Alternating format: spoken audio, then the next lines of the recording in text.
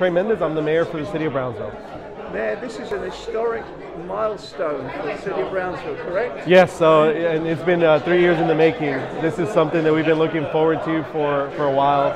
The city of Brownsville was fortunate enough to start its project and start the planning before the pandemic. And this was a result of us being one of the least connected communities for 2 years in a row at least.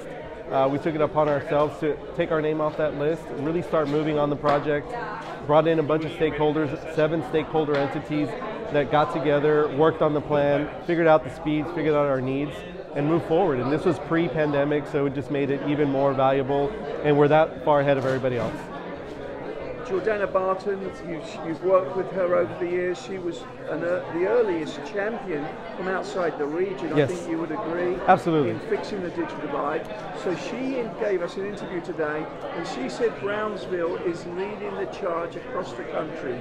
You are #1 for addressing this big issue. Well, we certainly feel that we are a model. We certainly feel that communities like ours have to invest in themselves. We've seen the incumbents reluctant to invest in communities like Brownsville, so we really had to invest in ourselves.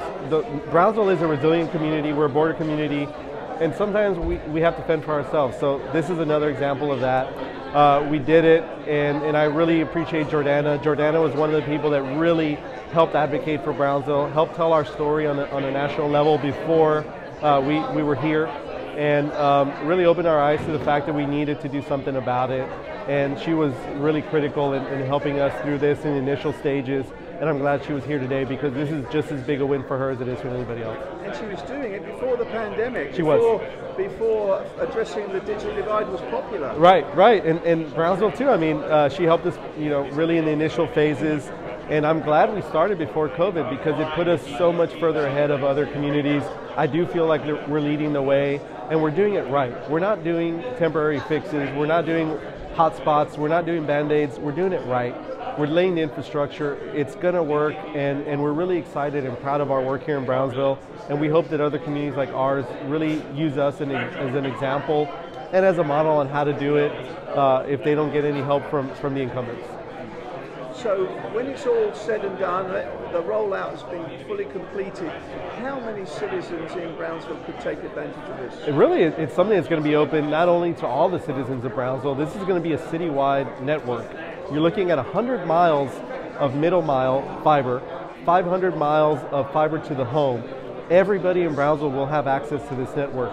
Every resident, every business owner, anybody within our city limits, you're talking almost 200,000 people, will have access to this. And because of the affordability, we don't understand why anybody wouldn't want to sign up. I mean, it makes all the sense.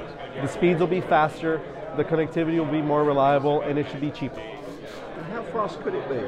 We're looking at a minimum speed of 100, so 100 upload, 100 download, which is critical. Upload is almost as critical, if not more critical, than download. And we learned that during the pandemic. If you're broadcasting, you're on the other side of a Zoom call, you need to have that upload speed availability so that the other side of that connection is also able to see you and your connection doesn't start to break. If you have multiple users in a household, it's critical as well. So we learned during the pandemic a lot of the issues with connectivity, how valuable it was, how important it was. This is something for Brownsville that'll be an economic development tool as much as it is a social equity tool for residents, homeowners that may not otherwise be able to afford it. You're talking about telehealth availability. It really spans a whole entire range of benefits. And we've spoken about this before. You've had to endure some criticism from the private sector, from companies that say they could have done this. You didn't have to interfere in the free market. This could have been done, and you've had to deal with that and address that. Your thoughts? Well, it's unfortunate, right? Because the incumbents, the AT&Ts, the Spectrums, the Charters, they had the opportunity to be involved in this. They had the opportunity to help us solve the digital divide and really eliminate the digital divide in Brownsville. They chose not to do that. This has been, like I said, a 3-year project. The incumbents did not participate in it until the end, where they tried to convince us that everything was okay and status quo was okay. We knew better. We're moving forward, and we'll see in a couple of years who was right. Anything else you'd like to add, Mayor? This is just a big day for Brownsville. This project is generational impact. Today's day one. We're going to see as this rolls out the value to the community. It's going to make us so much more competitive, and we'll be able to tell a positive story of Brownsville on a national level, on a global level. It's really something that we're going to be talking about for decades to come. Trey Mendez, thank you so much for today's interview. Thank you.